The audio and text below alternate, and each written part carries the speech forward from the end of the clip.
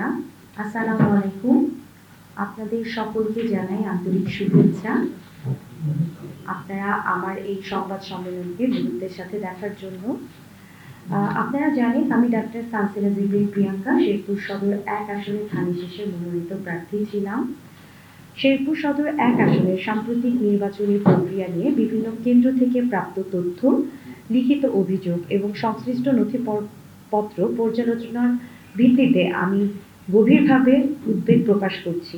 Vote গণনাপত্র ও সংশ্লিষ্ট কাগজপত্র বিশ্লেষণে নিম্নোক্ত বিষয়সমূহ অভিযোগ আকারে আমার নজরে এসেছে।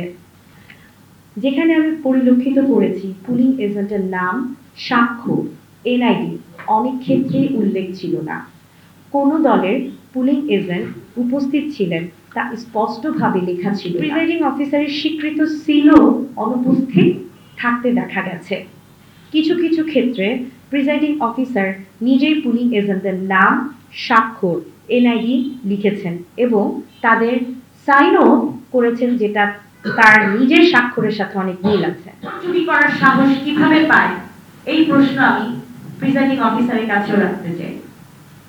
এবং তাদের ভাষ্য মতে আমার ব্যালট চুরি করে নিয়ে বা কারা ধানের শীষে সিল মারে, এটা একটা ফলস নেগেটিভ, আমাকে আমার মান সম্মান ক্ষুণ্ণ করার জন্য ধানের শীষের বলে সিল মারে। যদি আমি সেটি দেখিনি সেই ব্যালট, তাকে যদিও সে বিএনপির কোনো কর্মী না বা তার কমিটিতে কোনো নামও নেই, এনরোল পারসন না, কিন্তু সেই ব্যক্তিকে 3 বছরের জেল দেয়া হয়।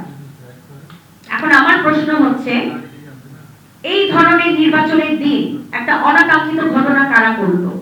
আমার পক্ষ থেকে, আমার যে পরিমাণ জনপ্রিয়তা ছিল, আমার পক্ষ থেকে তো কোনো নির্দেশনা এরকম ছিল না।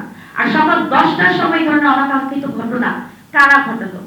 প্রিজাইডিং অফিসারের সামনে ব্যালট চুরি হয়ে গেল, ব্যালট চুরি হওয়ার পরেও কি কেউ চিৎকার করবে না, কেউ তাকে ধরবে না? তারা ব্যালট নিয়ে গেল, সিল পর্যন্ত নিয়ে গেল, নিয়ে যাওয়ার পর সেটা আবার সিল মারার সাহস পেল এবং দোষটা আলটিমেটলি আমার উপর আসবে, সেটি তো হতে পারে না।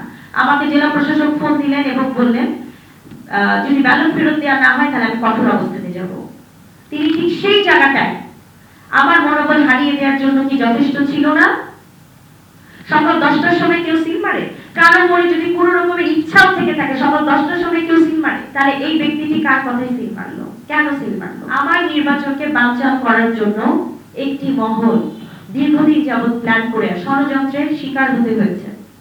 এখনো আমার এলাকার মানুষ আপনারা যদি যান, আমাকে একটা কথাই বলবেন, ডাক্তার প্রিয়াঙ্কা জনতারী, কারণ আমি যে ভোটটা পেয়েছি এটা ছিল আমার জেনুইন ভোট। ইলেকশনের আগে আমার যে হিন্দু ভোটাররা ছিল তাদেরকে ভয়ভীতি প্রদর্শন করা হয়েছে। ইলেকশনের আগের দিন পর্যন্ত মানুষের হাতে পায়ে ধরে আমার ভোটারদেরকে অন্য মার্কে ভোট দেওয়ার জন্য প্রলোভন কারা তৈরি করেছে, এটি আপনাদের কাছে প্রশ্ন। ইলেকশনের আগের রাতে টাকা পয়সা নিয়ে জামাতের কর্মীদের আমি ঘুরতে দেখেছি। আমি পুরো রাত বিভিন্ন কেন্দ্রে ঘুরে, যেখানে একটি ভোটারের জন্য 10 টাকা খরচ করার কথা, সেখানে এত টাকা তারা খরচ করে। তাদের আয়ের উৎসটা কি? পুরো জায়গায় টাকা, যেখানে যেটা চাইলেই আছে, এখানে থেমে যেতে পারতাম। কিন্তু এখন সময় এবং সুযোগ এসেছে প্রতিবাদ করার। আমরা তরুণরা একটি সুন্দর বাংলাদেশকে এগিয়ে নিয়ে যেতে চাই, যেখানে লেভেল প্লেইং ফিল্ড থাকবে, যেখানে আমাদের প্রতিবাদ করার জায়গা থাকবে। আমি শেরপুর সদর 1 আসনের যে ষড়যন্ত্রের শিকার হয়েছি, আমি চাই না এই ষড়যন্ত্র অব্যাহত থাকুক।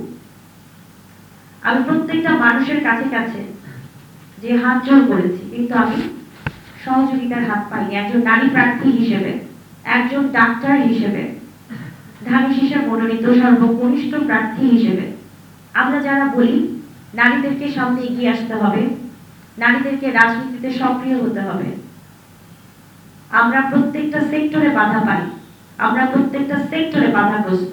নারীদের জন্য আমার শেরপুরে 52% নারী ভোটার, নারীদের জন্য যে আমরা নারীরা এগিয়ে আসবো, নারীরা কথা বল, প্রত্যেকটা সেক্টরে আমরা বাধাগ্রস্ত। নারীর ক্ষমতা নিয়ে যদি সত্যি কাজ করতে হয়, নারীদের কাজ করার সুযোগ দিতে হবে। প্রশাসনিকভাবে একজন প্রার্থী হিসেবে আমি যথেষ্ট অসহযোগিতা পেয়েছি।